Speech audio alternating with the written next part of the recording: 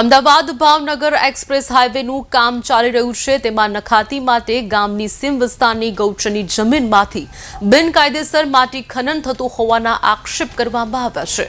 સિંદરેજ ગામના સરપંચ દ્વારા હિમાલયા કંપનીને બારોબાર માટે વેચી દેતા ગામ લોકો અને જાગૃત નાગરિકો દ્વારા ગ્રામ પંચાયતના ઘેરાવો કરવામાં આવ્યો। ક્યારેક જાગૃત નાગરિકો અને ખેડૂતો દ્વારા ગ્રામ પંચાયતનો ઘેરાવો કરવામાં આવ્યો। તે સમયે ગ્રામ પંચાયતમાં સરપંચ અને તલાટીની ગેરહાજરી જોવા મળી હતી। ગામ લોકો અને ખેડૂતો દ્વારા જાણવા મળ્યું, અમે આ ગૌચરમાં ખોદાતી માટી કામ બંધ કરાવવા જઈએ છીએ તો ગ્રામ પંચાયતના મળતિયા દ્વારા મારવાની ધમકી આપવામાં આવે છે। મારું નામ પંકજભાઈ મફાભાઈ મકવાણા છે। સિંદરેજ ગ્રામ પંચાયતના અંદર આવતી ગૌચર જમીનનું ખનન ઘણા સમયથી ચાલી રહ્યું છે।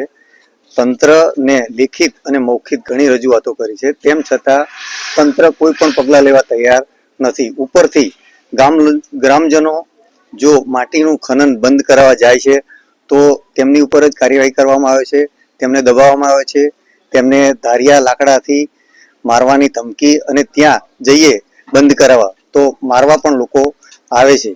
આ સમસ્યા ઘણી વખત રજૂઆત કરી છે, પ્રાંત સાહેબને, મામલતદારને, ધોળકા ટીડીઓ દરેકને રજૂઆત કરી છે, તેમ છતાં આ વસ્તુનો કોઈ નિકાલ કે કામ બંધ થતું નથી અને માટી દિન પ્રતિદિન દરરોજ રાત્રે તેનું ખનન થઈ રહ્યું છે।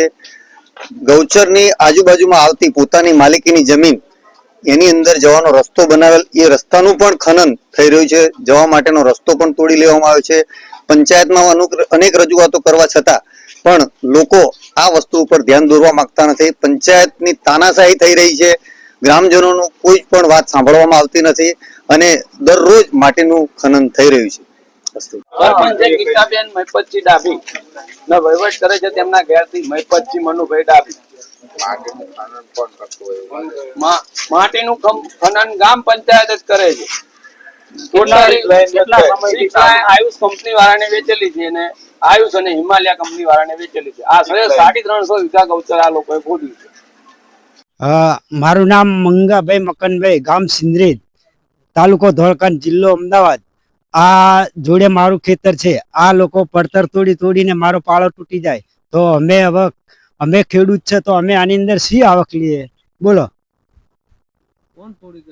અમારો પાળો આ ગ્રામ પંચાયત વાળા તોડી ગયા। હવે અત્યારે આ બધી પાર્ટી બોલાવી તે લોકો ભાગી ગયા। હવે અમારા ખેડૂતનું શું?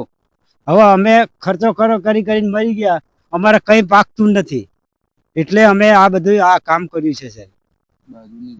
નમસ્કાર, આજરોજ સિંદરેજ ગામજનો દ્વારા એક આવેદનપત્ર આપવામાં આવેલ છે, જેમાં માટી ખોદાણ બાબતેની રજૂઆત છે, જે બાબતે તપાસ કરી અને આગળની કાર્યવાહી કરવામાં આવશે।